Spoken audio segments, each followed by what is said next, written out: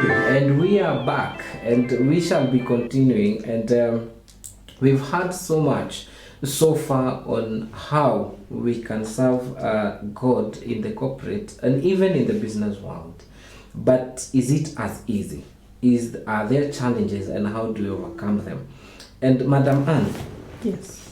you've been in the corporate, or rather, even in the business world. Yes. And how has it been? The challenges that you've experienced there, and how are you able to rise above them? Okay. Thank you. I would say that it is not easy. It is not easy when you are a young person and you are a Christian and you want to serve God and also preach with your life, in your day-to-day work. Yeah. Some of the challenges that young people have are things like airing their voice is an issue, because you may come there with your paper that you're a CPA, you are a degree holder or a master's holder, and the people you're working with see you as still young. You see, they don't realize the potential in you as yet. So it calls for that young person to build their confidence, to encourage themselves, because confidence is very important. And especially now when you are a Christian, it requires you to build that confidence even more, so that you tell them some of the things you do, you're doing them for God. So there's that discipline, self-confidence, and not looking at the things that are affecting the youth, so you're able to overcome all the challenges. I will give one of the challenge I encountered some time back, and it comes now and then. When I'm doing consultancy, for example, in audit field, I will face some people who are not Christians that want two sets of accounts, because they want one set of accounts to go probably to KRA or taxation authorities, and they want to use the other set of accounts to do TEDA. So they want two sets of accounts. Yes. Moja iko doctored kidogo, ili tusilipe tax mingi. Na kuna yenye sasa ya kusema we are good with accounts. You can give us tenders. Our numbers are good. How do you handle that? You have to tell them your stand. You have to tell them, I have come to a point of even losing clients, because you tell them your stand. You tell them, apart from doing this work for you, I also want to help you, because integrity counts. I also want to tell you that I cannot compromise my situation. So that is one area. And even in I've been employed, and I know that also is a challenge to many people who are Christians, probably serving in a finance department or procurement, and situations where they have been forced to do things not the right way, but because there is authority coming from another direction telling them that you have to do this. We have done accounts and they have been doctored. So as a Christian, it is very important to know your stand, carry your integrity, and there's somebody who said, it matters a lot before you say, this is my right. Ask yourself, what is my example? Your example stands out better. Yes, it stands out better because your life becomes a testimony. What you do will teach others. Because if I compromise today, if I say no tomorrow, there are times we think, let me just do it now, and I will stop. As a young person, I know the way they feel sometimes. Wacha tu nijaribu. This is the only chance I have.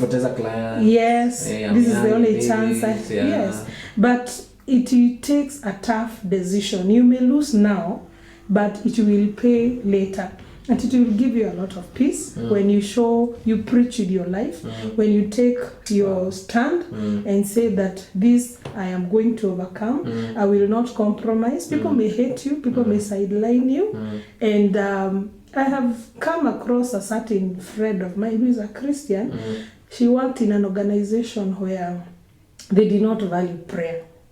So every time they were starting a meeting, she would float an idea to have prayer, and they used to refuse. Until this company went through challenges, and the CEO came looking for her, telling her, now we want your God. just Sasa because kuja she uombe. stood. Yes. And when she gives the testimony now, it is now a Christian organization. Now in it her is view. Christian-based Yes, organization. yes. The right time will come. Yes, the right time will come. Retain the good values. True. The right time will come. Yes. Wow. Thank you so much.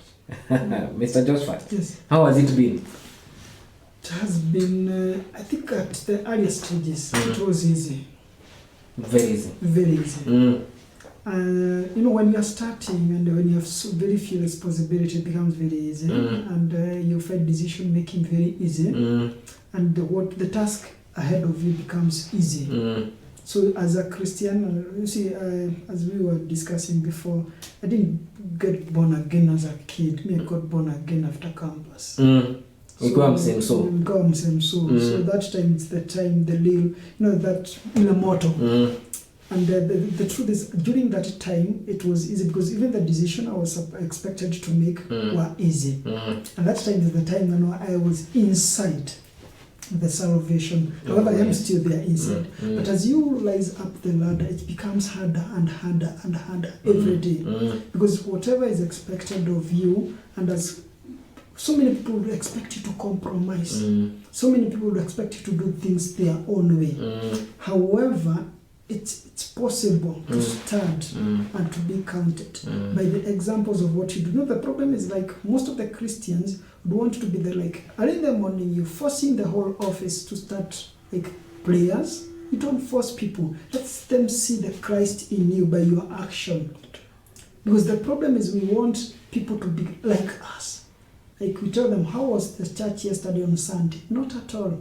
You do and act the right way, and you know that there is a Christ who lives in you by You your are action. a Christian. Yes. By the virtue of acting like Christ. Exactly. Because you see now, it's a time somebody, it happens in so many ways. It's so many things. Somebody will come to your office and even before they come, they'll ask from the reception. They'll be told, no, that we know he does not do things that way. They know, even your staff knows this is what the boss does. This is what is expected of him. This is how he does his own things. It's through your action that the rest of the people will know. It's through your actions that the industry you serve through, they will know. Even the Christian you work with, they will know. So the problem is we want people to behave in a certain way the manual has been written. But ourselves, we live in another way. We talk about people preaching the water and taking the wine. So you have to preach the water and take the water itself. So it's through the action. So it has been so hard, interestingly, very hard. But through the action and through the day-to-day activities and through representing Christ in everyday activities, they see it. Let me give an example. I told you about waking up early. Yes. When I joined that organization which I work with, it was something not very easy for the rest of the staff. But I didn't force them to be there at that time. But through seeing how I do my things, nowadays sometimes I find people in the office at that time. When? Being an example. Yes, being an example. You lead by example. This guy will be there at this time. He will never force them. You go to the office sometimes at 8 p.m. you find people there. Don't even ask people to be there. It's the job is their supervisor. They know somebody else is supervising them, the same as the way the boss that behave. It's through being an example that things become easy for you. But if you want to do or to practice or serve Christ through a manual, it will be difficult. Very difficult. So just leave the example. Let's see the people see the example. Let them see the Christ through what you do. Then it becomes so easy. You've mentioned on something about being examples as Christians, Yes. and I would like to focus on something that people don't like talking about, Yes. and that is success as a Christian. The two of you are very successful as entrepreneurs, as in the corporate world and all that. How do you manage that as a Christian? How do you manage my success? You see, I'm already successful in corporate and all that. But how do I make sure that this success works for the benefit of God? The problem is when success clops in, if you're not very careful, you can get it wrong and you can fail immediately. Because some success can come up with ignorance, arrogance, and success you can start boasting because you are successful. Humility and success go hand to hand. You go very far. Repeat that. Humility and success goes hand to hand. You have to remain humble and knows exactly. So like the question is, when you become successful, who made you successful? There's a friend of mine who tells me, like, he gave me an example. Like every time you have an event or you have a something and an assignment that was a successful assignment, who do you recognize as the person who made you successful? Who do you give thanks to? So the problem is, most of the time when you become successful, it's like when you're given a big position, and somebody says, hey, congratulations, you got a very good position. The next thing you tell them, it's my education. I have worked very hard. You don't see the Christ. You don't recognize. Exactly. Because even hata wasee mtaani wanasema nimeomoka. Exactly. Si God amenifanya niomoke. Nime. Exactly. And see that the reason why sometimes like people associate success with other things is because even people who are successful, they are not able to recognize, or they don't come out clearly on who made you succeed. So it's like the recognition of who made you successful is what will take you there. So success is something good. I would say that I am successful. I'm still trying. I still have a long way to go. Very long way to go. So I'm still looking and trying to be better each and every day. Oh yes. But there's something that I pray every day is to remain humble. And the every Christ, day. As Christ take you there, remain humble, and you'll go very far. So as youth manage success, because sometimes it comes easily. Sometimes you ask yourself, you will see you at a very young age. When did you become a CEO? 2016. How old were you? I was 33. At 33 years of age, Yes. you were a CEO. Yes, and not just a CEO of any organization, a great organization. Yes.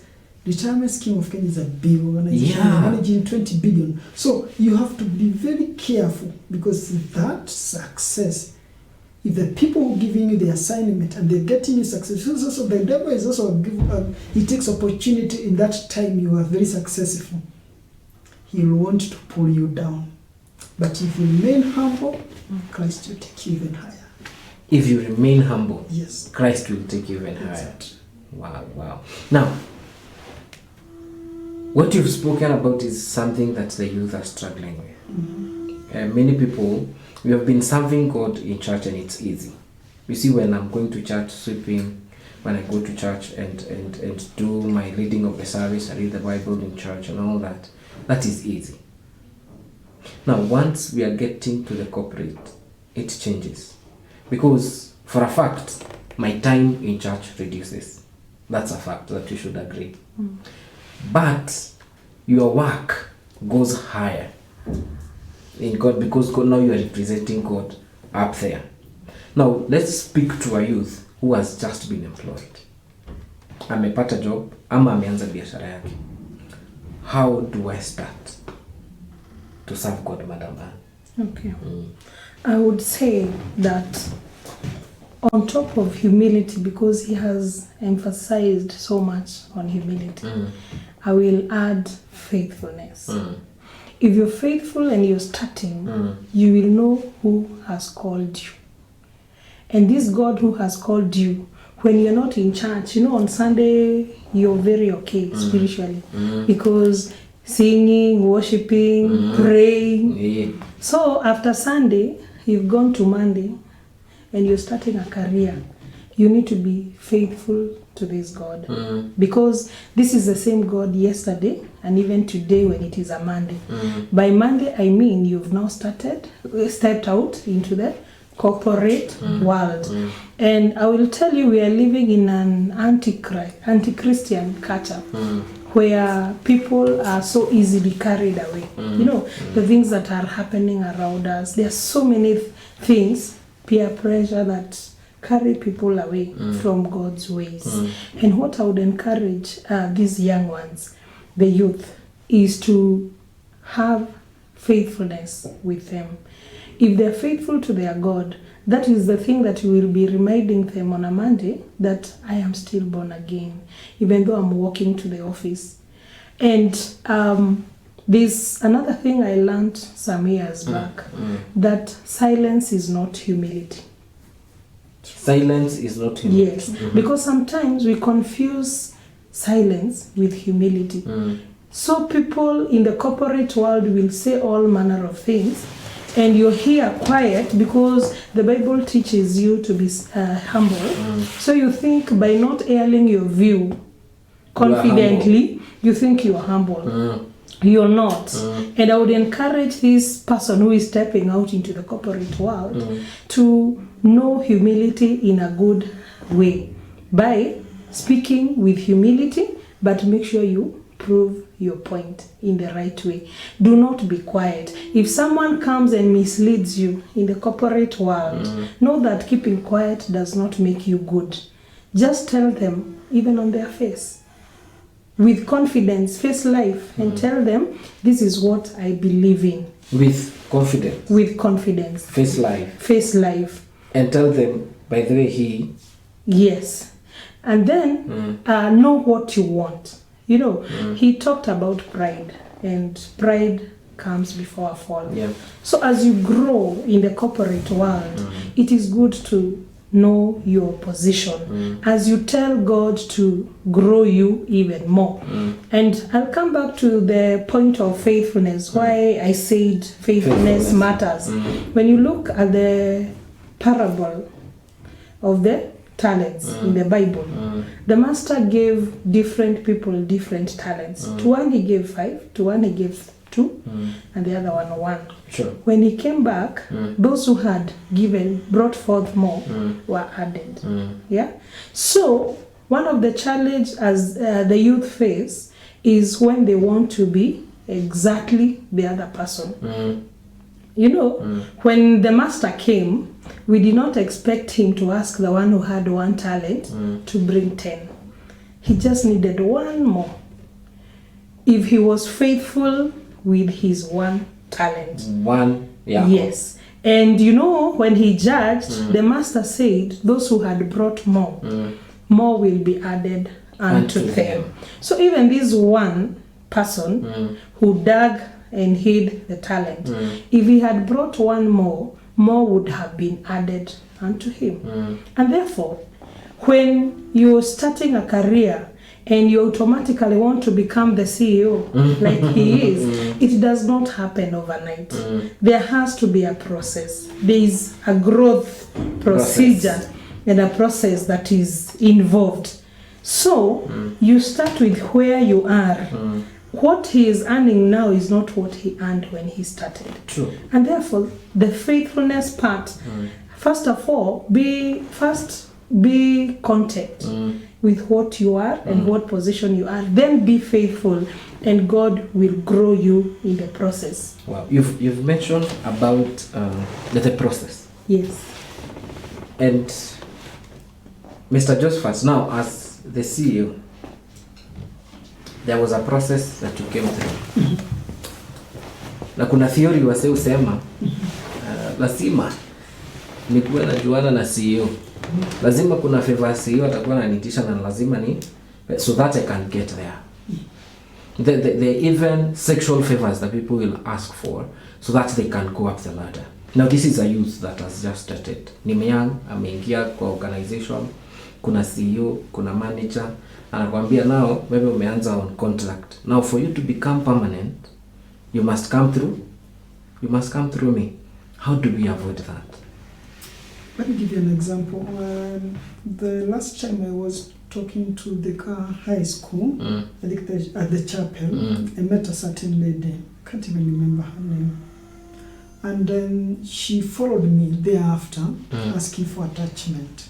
Oh, okay. She really followed me for attachment. And I said, this lady who have really followed me this for attachment, I can get her something. So I just called a number of friends. 1, 2, 3. The 4th phone calls, like I got attachment for her. I'll never meet her because I gave my number during the meeting. She followed with it. So I gave her somewhere for attachment. So she has been with attachment for the last 6 months. Then I think last week she called me to told me, the place you sent me to do attachment and being given a permanent job. It's hard work. What people don't know, somebody might hold your hand and take you somewhere. But hard work will rise you around the ladder. There's nothing else. And nobody should lie to you. Hard work will give you success. So the problem is the youth want to sit down, just give the small they can, and they want to expect things to happen to them. It's shortcuts. Shortcuts don't last for very long. This lady, through attachments, now she has a permanent job. Through the period she had been in attachment, she never contacted me. I even didn't contact the person who gave her the attachment. So even I forgot that I sent somewhere to her for attachment. But what happens thereafter? She's calling me that she has a permanent job. What does that mean? Her hard work took her there. So I just gave her the connection, an introduction. Thereafter she went and fought for herself. But the youth want it easy. They want given the job. Then the next thing they are calling you, asking for, like there's an opportunity in this organization, can you call the same guy for a permanent appointment? No. The connection will be there sometimes. It's not always. Because opportunities are there. Like me, where I am, no an opportunity. I prayed, I got the job. There's no connection. God took me there. But hard work. There's no shortcut. I would want to tell the youth that there's no shortcut. You have to work hard, work it out. There will be no shortcut for success. And hard work means you do as per what is expected. Because you see, the youth that are currently coming into the industry, corporate industry, they have a lot they can offer. However, they just follow the job description. I should tell people the job description down there, it also talks about from time to time, other from time to time. Yes. That's what will get you the opportunity, other from time to time. If you're able to utilize the last sentence in your job description, you'll go far. You've mentioned something very important, that there is nothing wrong with having a connection. Hakuna kitu wrong hapo. Lakini ukiingia hapo, what will sustain you or rather take you higher is your hard work. Because people think because my father is a CEO somewhere and he got me a job, there is anything wrong with that. There is nothing wrong with it. But now you as a person, you must come out and put your hard work in so that you catapult yourself for the rest of the journey. Exactly. Wow. Thank you so much. Today has been really, really insightful. Maybe as we finish, what will be your parting shots to those members who are out there who are saying, I want to serve God in my capacity as a new employee or as a CEO or any other person in the business world? How can I go about it? Me as a new employee or someone who has been there and I want to start. What will be your parting shot, Madam Anne? Thank you. I would say, know your value. Know what you want. And then make a decision as to what life you want. Because in everyone's life, there will be obstacles. You will fall. And the issue is not falling. The issue is falling and remaining there. So every time you fall, rise up because you still know yourself and you know your value. You know what you want to achieve. Yes. And free from any other ungodly desires and issues. I will do my parting shot with the verse in the book of 2 Timothy. 2 Timothy. Chapter 2 and verse 22. That we should flee from any lust, anything that is ungodly, and pursue righteousness. If that is your focus, you will be able to go far. And again, no man is perfect. No one knows it all. And therefore, it is okay to identify a mentor. It is okay to identify someone who has gone ahead of you. Speak to them. Don't start everything anew. And it is good to learn from other people so that you can apply it better. So it is okay to look at someone who has gone before and has made it and has succeeded and is still a Christian with their stand, and listen, learn from them, and then get back to your track and know what you're pursuing. self-value. Wow.